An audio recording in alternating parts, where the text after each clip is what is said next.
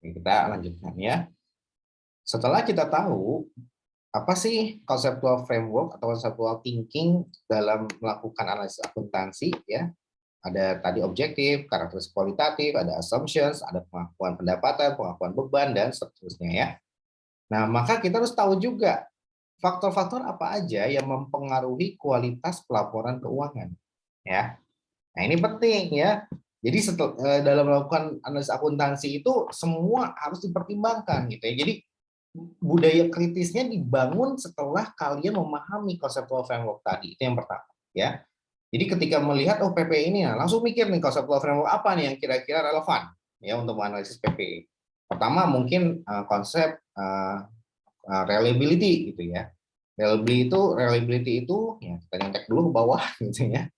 Itu berkaitan dengan completeness ya. Nah, berarti oh penyajian diskursusnya lengkap atau enggak nih? Oh enggak lengkap nih. Nah, seperti itu. Kalau nggak lengkap berarti apa namanya completeness dilanggar, kemudian juga full disclosure basic principle itu juga dilanggar ya.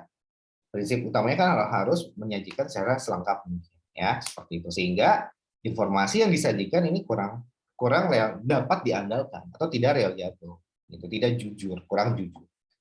Nah, itu kita harus kritis di situ. Oh, ini tapi memang itu kembali ke subjektivitas. Nah, bukan berarti kita itu nggak boleh, tapi kamu harus melihat ketika memandang ini kurang, meskipun itu menurut opini kamu, tapi evidence-nya kuat gitu ya. Sehingga kita bisa berargumen dengan justifikasi yang bagus. Nah, jadi itulah kita perlu memahami conceptual framework ketika melakukan analisis akuntansi ya. Selalu dikaitkan dengan itu ya. Jadi kita apa namanya critical thinking-nya jalan gitu ya. Nah, critical thinking tidak akan bisa diraih kalau kita tidak tahu apa yang ideal. Nah, yang idealnya ya berarti guidance-nya adalah si conceptual framework tadi sebagai alat untuk melakukan analisis atau alat untuk menimbang gitu ya. Ini timbangnya benar atau salah gitu. Berdasarkan apa? Berdasarkan conceptual framework. Nah, gitu ya maksudnya.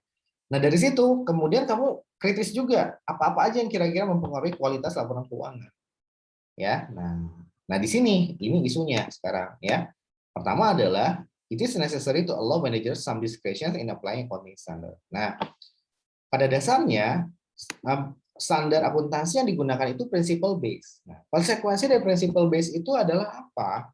Yang di Indonesia ini kan adopsi dari IFRS dan IFRS adalah principle based. Nah, maka ada tantangannya yaitu apa? Berarti bisa berbeda-beda gitu ya. Perusahaan itu dalam melakukan contohnya adalah metode depresiasi lagi gitu ya. Saya pokoknya ingin kuat di depresiasi gitu ya. Karena ini paling besar biasanya unsur yang paling besar di neraca adalah PPE. Dan PPE erat kaitannya dengan depresiasi. Ya. Nah, oke, berarti kan ada berbagai macam metode, ada single straight lines, ada DDB, gitu ya, ada sum of years, SOY, nah macam-macam. Nah, karena principle base tidak bisa semua harus sama, nggak boleh apa nggak kayak gitu aturan mainnya. Ya. Beda kalau di pajak. Kalau di pajak kan ada golongan-golongan yang golongan satu, ya maka dia masa manfaatnya berapa tahun. Udah ditetapkan. Jadi kalau perusahaan yang masuk ke golongan satu semuanya rata, gitu disusulkannya 4 tahun semua. Nah itu kalau pajak karena itu berbasis rule base. Kalau principle base nggak mau kayak gitu. Tergantung kepada judgement dari si manajer, ya. Nah, pokoknya manajer yang paling tahu tentang kondisi keuangan. Ya, silakan manajer tentukan sendiri berapa estimated apa useful life yang kira-kira relevan atau kira-kira bisa dijadikan ya sandaran itu. Maksudnya apa? Maksudnya ketika kita menetapkan bahwa ini 10 tahun ya memang berdasarkan experience-nya si manajer ya bahwa itu memang digunakan selama 10 tahun oleh perusahaan. Walaupun menurut pajak ya itu termasuk ke golongan satu, let's say 5, gitu ya. Nah, jadi kalau principle based tiap perusahaan bisa berbeda-beda ya, tergantung judgement dari si manajer. Nah, sehingga itulah keluasan yang diberikan oleh standar ya. Dampaknya ada 3 ya. Bahwa ya fleksibilitas tadi tentunya ya itu akan menimbulkan noise gitu ya, menimbulkan noise dan bias di accounting data ya. Maka ini kaitannya dengan noise from accounting rules ya bahwa aturan di PSAK-nya gitu ya, itu bebas. Artinya apa? Nggak ada standar yang sama. Nah, artinya apa ya? Bisa saya udah manajer sendiri. Iya, kalau manajernya jujur. Kalau manajer jujur, maka ya reasoningnya kuat gitu ya. Tapi kalau manajernya memang punya moral hazard, ya meskipun reasoningnya kuat, tapi ada udang di balik bakwan gitu ya.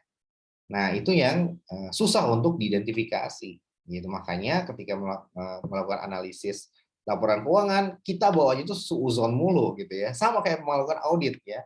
Maka harus diaktifkan ya mode ya suuzonnya gitu atau mode ya bahasa kerennya itu adalah critical thinking ya atau itu bahasa analis ya. Tapi kalau bahasa auditnya adalah apa? Si apa namanya tuh? Ya itulah bahasa audit tuh saya lupa ya.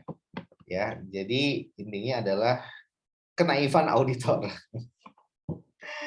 Ya, oke. Nah, sekarang the fit between accounting standard and the nature of the firm may introduce some distortions ya. Jadi konsep dalam principle base itu pokoknya let the managers manage gitu ya.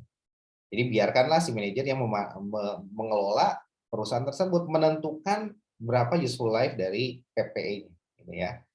Nah, karena manajer yang lebih tahu tentang karakteristik dari PPE tersebut akan digunakan untuk apa aja ya, karena useful life itu berkaitan dengan penggunaan. Kalau penggunaannya ekstensif maka useful life-nya pendek gitu ya. Tapi kalau penggunaannya so-so aja ya mungkin bisa lebih panjang ya. Nah, oleh karenanya nggak ada ukuran yang baku sehingga moral hazard bisa bermain. Maka moral hazard tersebutlah yang menimbulkan distortions terhadap laporan keuangan ya. Ini pasakan 16 ya, seperti itu. Nah, jadi apalagi di PPE ya, menentukan useful life gitu ya, menentukan residual value. Nah, itu salah satu permasalahan tersendiri ya. Nah, dan bisa berbeda-beda dan susah untuk apa ya?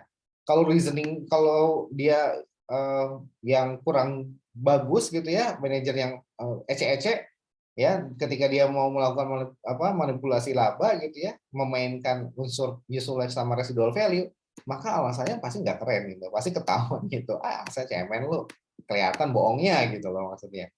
Nah, tapi kalau yang manajernya udah berpengalaman puluhan tahun, argumen dia tuh terbangun dengan rapi, sehingga susah untuk dibantah. Padahal ada maksud di belakang itu. Nah, susah kita menangkapnya kalau manajernya udah terlalu lihai gitu ya. Nah, memang ini kembali lagi, memang ini sangat subjektif kalau analis akuntansi ini ya. Nah, that's why kita paling tidak kalau di kenyataannya ini digunakan untuk jaga-jaga aja gitu ya, jaga-jaga aja ya. Walaupun kita tandain aja red flag-nya, tapi tidak di eksekusi, tidak ditindaklanjuti. Artinya ya udah, yang penting red flag-nya kelihatan. Nah, kalau kenyataannya ya tidak langsung main ando gitu karena berabe nanti ya hasilnya.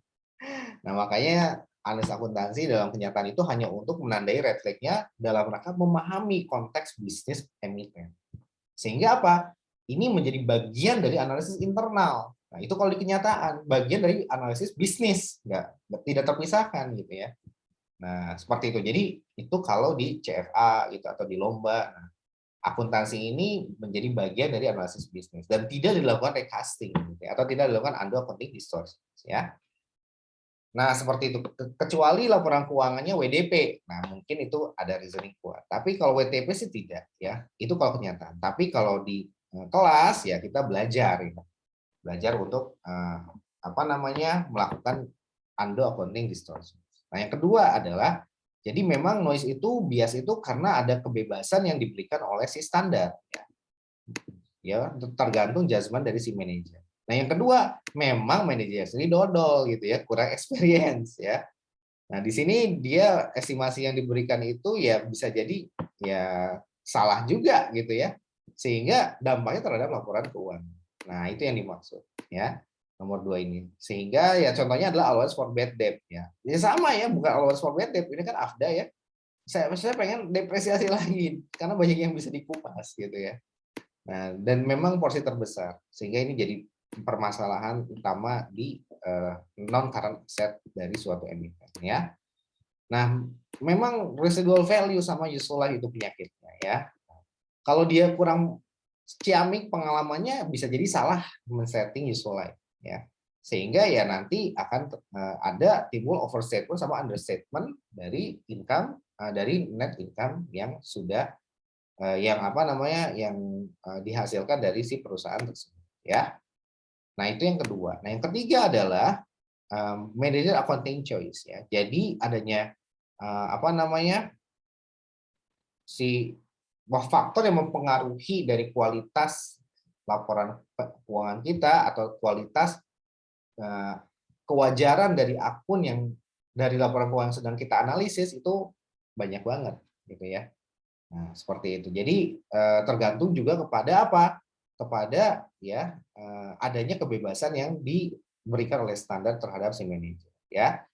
Ya, kemudian yang kedua juga memang manajernya dodol gitu ya, nggak kurang ciamik dalam melakukan analisis.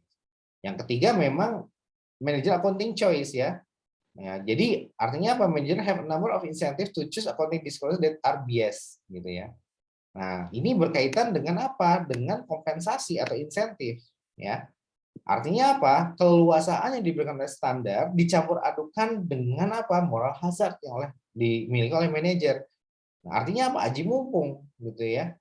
Ya, artinya gimana? Ya udah dia melakukan kebijakan terkait debt covenants yang tadinya 30% gitu ya, agar bisa minjem ke bank gitu ya. Maka sengaja dikecil-kecilin tuh ya si debt to equity rasionya gitu ya.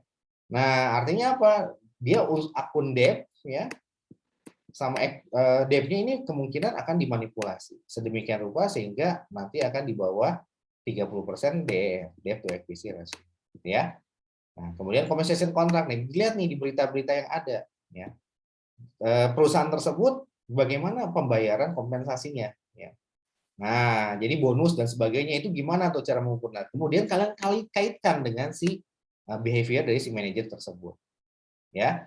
Kemudian contest for corporate control gitu. Jadi nah ini ada perlombaan ya untuk kendali atas perusahaan tersebut ya. Nah, jadi gontok-gontokan tuh ya antara manajer produksi sama keuangan. Mana yang lebih lebih kuat pengaruhnya ya. Nah, tentunya adalah keuangan. Kenapa? Karena dia yang menguasai corporate finance perusahaan ya. Nah, sehingga dalam rangka meraih legitimasi gitu ya, ya dia sebaik mungkin, sebisa mungkin menerapkan kebijakan yang akan menguntungkan dia. Ya, contohnya apa ya? Yang pasti harus menghasilkan net income gitu ya, nggak boleh net loss gitu. Nah seperti itu. Sehingga apa? Sehingga kinerja dia baik. Nah kalau kinerja dia baik, IKU-nya atau indikator kinerja utamanya juga bagus. Artinya apa? Ini akan menjadi kepercayaan dari si komisaris atau si direktur utama, ya. Dan bisa jadi karir dia pun akan moncer. Next time dia akan dipromosikan menjadi direktur utama. Nah kayak gitu ya. Kemudian tax considerations. Jadi karena adanya PPh ya, PPh dan tarif PPh dan sebagainya gitu ya, maka ya dia melakukan pemilihan gitu ya bahwa pakai straight line aja agar lebih mulus, bayar pajaknya nggak usah gede-gede gitu ya. Karena kalau straight line kan dia akan lurus aja sepanjang tahun, selama beberapa tahun sepanjang masa manfaatnya ya. Nah, kemudian regulatory considerations, nah itu berkaitan dengan aturan pemerintah. Kemudian categorical market considerations ini kalau ada kaitannya dengan pasar modal. Contohnya apa? Contohnya ya tadi ya, kalau ternyata IHSG lagi bergerak naik gitu ya. Nah, kemudian price harga saham si Bukalapak itu misalkan terkoreksi gitu ya, menjadi downstream gitu ya, menjadi uptrend downtrend gitu ya.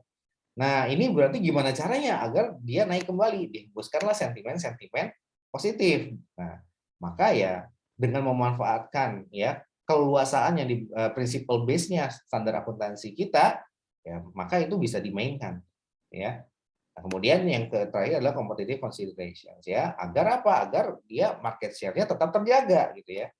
Nah, seperti itu maka ya tadi ya AR-nya digedein contohnya ya, seperti itu. Ya AR-nya digedein. Nah, terus afdanya dikecilin gitu loh. Nah, kayak gitu. Nah, ini kan semuanya adalah subjektivitas dan itu dibolehkan dan ada pemicunya yaitu competitive consideration.